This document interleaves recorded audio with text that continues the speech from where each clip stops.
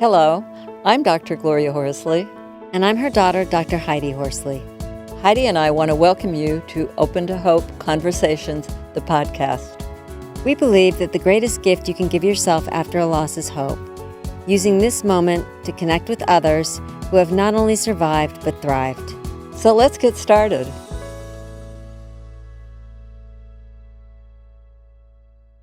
Welcome to the Open to Hope show. I'm your host, Dr. Gloria Horsley, with my daughter and co-host, Dr. Heidi Horsley. Well, today we are going to be talking about death to drug overdose and survivor support during this COVID-19 epidemic. We know a lot of you have had deaths related to drug overdoses, and there are a huge number of drug overdoses in the United States every year. And we know that we just barely received an email from someone who watched one of our videos after reading our newsletter about the fact that they'd had a loss and that they appreciated that we are looking at losses from a year ago, 2 years ago. We're just not looking at the COVID epidemic, because we know there are many of you who are suffering out there and in need of some kind of support. So we're here to try to help you, and we've got a great guest to talk about drug overdose and survivor support and all sorts of kind of a support. I think sheltering in gives us a lot of time to think and a lot of time to be alone and a lot of time not to get physical support. And I think that can be really hard when you're grieving. Mm-hmm. I've heard from a lot of people saying, I have too much time right now. There's nothing to distract me. I feel like I'm in my grief 24/7. Mm-hmm. So I think that can be a problem. And like you said, we are talking today with someone that we adore and love. He has been on our show many times. He has done so many things in the grief and loss world. His name is Glen Lord. Hi, Glen. Hi, Glen. Hi, Gloria. So Glen, I served on the board of directors, the National Board of Directors for the Compassionate Friends for 6 years with Glen. Glen was our board president. He is the president and CEO of the Grief Toolbox. He is the director of support after a death by overdose. SADOD. So SADOD. I love that. SADOD. He is the creator of the Walking Through Grief series. And most importantly, he is the father of Noah, who died at the age of 4. So welcome to our show, Glen. Yeah, don't forget the siblings too. I also had my sister die, age 39, a little over 2.5 years ago. I know siblings are near and dear to your heart. How could I forget Heather? We Yes. both have sisters named Heather, and Glen's little sister, Heather, died how long ago? She died in February 2 years ago. So 2 years ago. And unfortunately, Glen also lost his father right after Heather died. yep, in fact, the night of the funeral he died. So it was exactly 1 week to the day after she died. So Unbelievable. You have had an incredible amount of loss, and you are definitely showing us how people can find hope after loss. So thanks, Glen. Welcome. Welcome. thank you for having me. Well, Glen, I know that you've gotten involved in looking at drug overdose, and talk about that a little bit, about what's going on with COVID and then with just the losses, to drug overdose. Well, I want to expand it a little bit beyond drug overdose, because oftentimes when we think of drug overdose, that's the first thing that comes to mind. And there are certainly drug overdoses is a major epidemic in this society. And the opioid epidemic is something that is a major problem. But substance-related deaths are far greater than that. There's many people who die due to alcoholism and alcohol use, and other drugs beside opioids also cause death. And death doesn't always occur in terms of overdose. Death may be that someone died by suicide. It may be someone was murdered. It may be that they were in a car accident because they were impaired. It could be organ failure, or that could have been brought on by years of abuse. So when we talk about substance use related deaths, it's much broader than the overdose. And the overdose is a very real one, and I don't want to take that away. But I think it's all a much broader concept, because I think the stigma exists around all of it, in terms of we as a society are living through this pandemic right now, but that doesn't take away the fact that we've been in an epidemic for now quite a while that has been really quite recognized. And as a country, we've been attempting to move in the right direction. There's been some positive motion, but hopefully we won't lose that with all of the challenges that we're facing in the larger issues, because that didn't go away. In fact, it's probably been, although there's hard to say, there's aren't numbers to talk about it right now, but probably been complicated. Mhm. Well, I was looking on the net and it said that 67,300 Americans died of drug overdose in 2017, and that wouldn't account for the other losses. What would you suggest to people? Well, I think it's a unique time in grief support, because a lot of time in grief support, people are able to reach out to you. I know people complain that people don't reach out to them, but I think we really realize how much people did reach out to people when we were in a world where we weren't in a lockdown. You know, your neighbors aren't going to show up at your house to drop off a dish for the most part. Your religious organization is not going to be, you know, coming around you in a physical sense. The funeral itself might even be, you know, a strange thing if your loved one dies at this moment in time.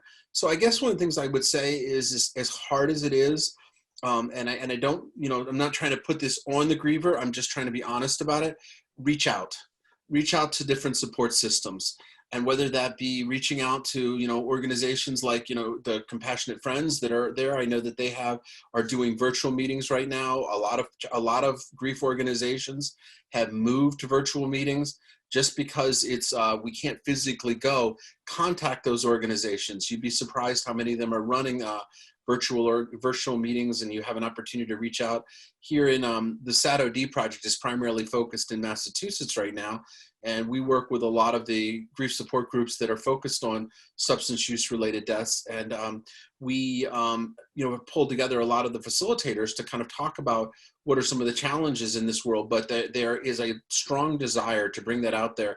And it's a learning curve, but it is. And so reach out for the support. It is there. And in many ways, it's maybe more, you know, it's maybe more readily available because people are not living that 9-to-5 work-a-day world, even if they are working from home.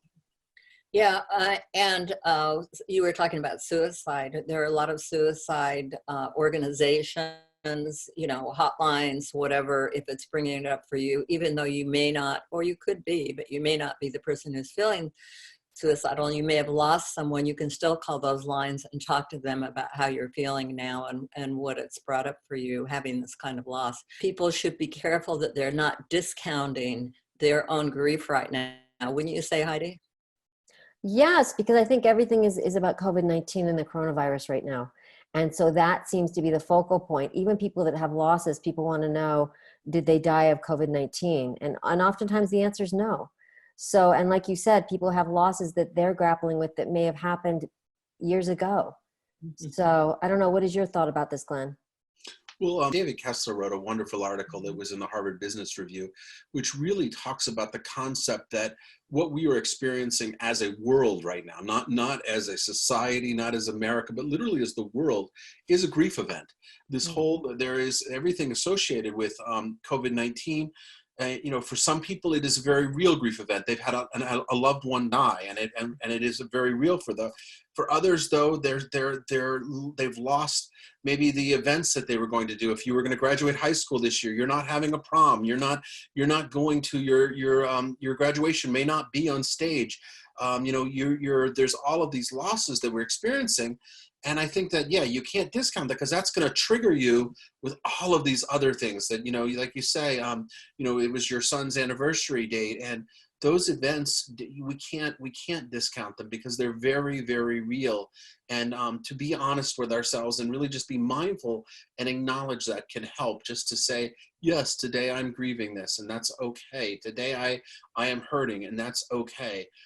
Sometimes our society gives this illusion that we're supposed to feel good all the time, and that's not true. It's okay to feel not okay, and give yourself that permission to feel that and acknowledge it, and then reach out associated with it. And I know with the Compassionate Friends, when you and Heidi were there, it's really gotten strong on support group for siblings and all that kind of thing. So people, if they've lost a child, a grandchild, or a sibling, can go online there. And I always recommend to people also to contact their local hospice if they need support and find out, call them and ask them if they have some support system that you can reach out to. So, and states and counties, and with the internet, there's a lot going on. Well, actually, this is sometimes we like to focus on all of the negatives that happen, but one of the positive that's happening with virtual grief support in a physical world, I can only travel so far. If there's not a grief group within 25 minutes, maybe 30 minutes, I can't make it to that group.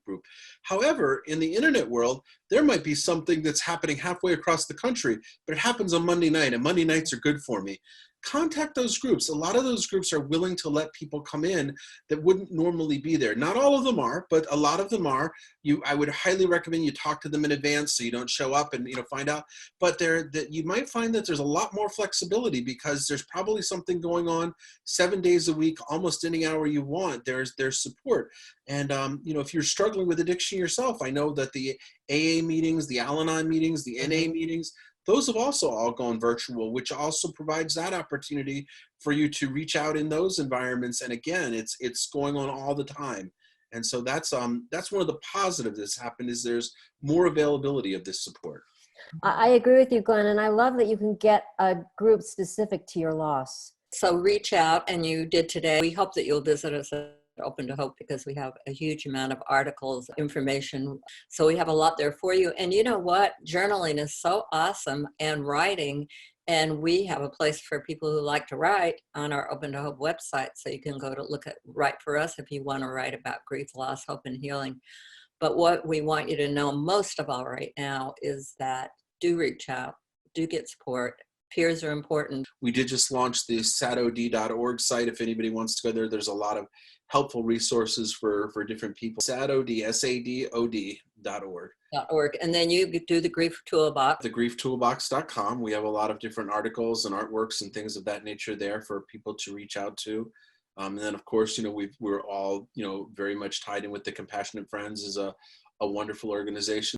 And if you've been bereaved for quite a while, and it may be an opportunity for service right now too, because that's a great step. And it may be as now and as things open up for us more, there may be an opportunity for you to serve. And that's a great thing to move on to that. Because Glenn certainly is one person who's done that with all your work. And thank you so much for being on the show today, Glenn. Well, thank you. Thank you. Thanks, Glenn. Thanks so much for everything you've done for the world. And you are truly someone that provides hope to so many. We know it's tough. We know that you need those hugs. We give you some virtual hugs, and we want you to take care of yourself. And thanks so much for joining us on the show. And Heidi and I always want to remind you that if you've lost hope, please lean on ours until you find your own, and God bless. I'm Dr. Heidi Horsley. You have been listening to Open to Hope, the podcast. You can follow Open to Hope on Facebook, Instagram, and Twitter. To learn more, visit us at opentohope.com and go to Apple Podcasts to subscribe. I'm Dr. Gloria Horsley. Join us again next week for another Open to Hope conversation, where we invite you to lean on our hope until you find your own.